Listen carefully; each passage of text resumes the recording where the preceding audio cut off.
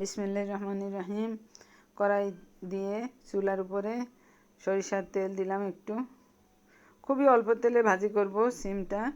সিম দিয়ে আলু দিয়ে, এটা আমার পরিবারের খুব লোভনীয় একটা খাবার। পরিবারের সবাই খুবই খুবই পছন্দ করে। তেলটা একটু গরম হচ্ছে, এবার আলু দিয়ে দেব। এই যে আলু দিয়ে দিলাম,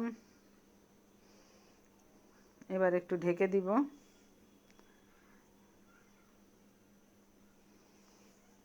এবার ঢাকনাটা তুলে আলুটা একটু নেড়ে চেড়ে দিব।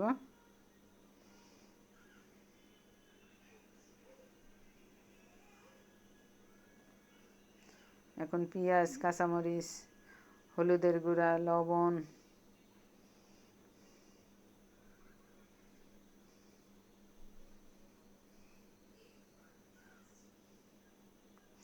একদম সামান্য ইনগ্রিডিয়েন্টসে খুবই মজাদার একটা ভাজি। সবারই খুব ভালো লাগবে আশা করি। এক সময় রান্না করে খাবেন। হালকা একটু মরিচের গুঁড়িও দিলাম।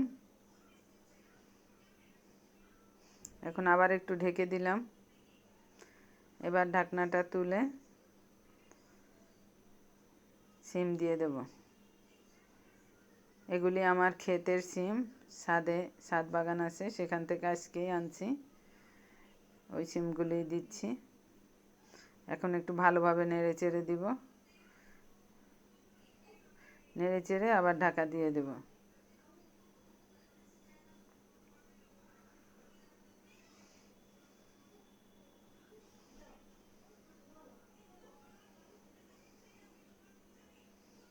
এই রান্নাটা রান্না করতে সেরকম কিছুই লাগবে না, তবে খুবই মজাদার হয়, খুবই মজার। এবার একটু গরম পানি দিয়ে দেব, আবার একটু নেড়ে চেড়ে দিব।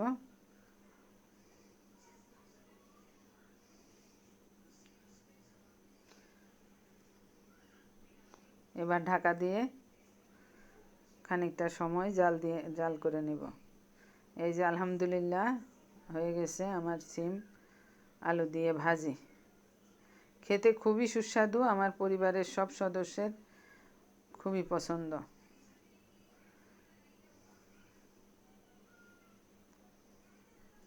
সবাই আমার, এবার কিছু ধনেপাতা দিয়ে দিলাম।